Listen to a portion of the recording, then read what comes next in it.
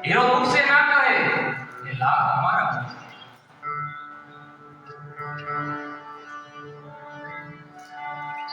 तो ભગવાનના ભક્તો એની ચર્ચા કરે એના વિશે સમજાવે આ ભાગવતજીનો પરિચય સ્કંદ પુરાણ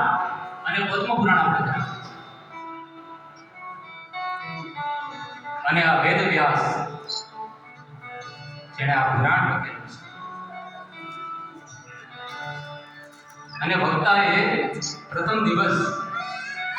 ભગવાનનું મહાત્મ્ય સમજાવ્યું એવો કથાનો નિયમ છે ઓળખી જાય ને આપણે માણસ કે આ માણસ આવો છે તો એની નજીક આપણે ન જાય આ પણ મેર સંબંધ રાખવો તો રાખીએ પણ ખબર તો હોય કે આ પ્રકારનો માણસ